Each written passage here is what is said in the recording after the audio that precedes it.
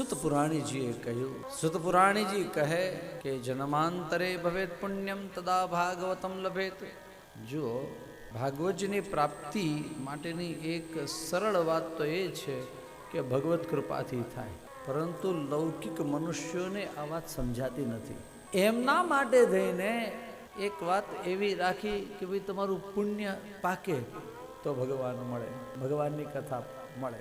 લૌકિક મનુષ્યો માટેની આ વાત છે. પુણ્યથી નથી મળતું, શ્રીમદ ભાગવત ભગવત કૃપાથી મળે. પુણ્યથી સ્વર્ગાદી લોક મળે છે, 100% મળે છે, પણ સ્વર્ગની અંદર સત્સંગ મળે એમ પુણ્યથી સ્વર્ગ વગેરે લોક મળે.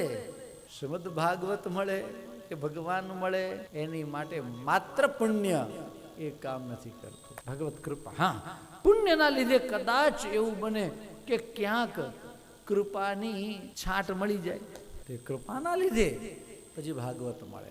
આ ભગવત કૃપા વગર શક્ય નથી. પણ લૌકિક વ્યક્તિને સમજાય નહીં, એટલે શું કહ્યું? જન્માંતરે ભવેત પુણ્યમ તદા ભાગવતમ લભે. જન્માંતરના પુણ્ય હોય ત્યારે શ્રીમદ ભાગવત મળે.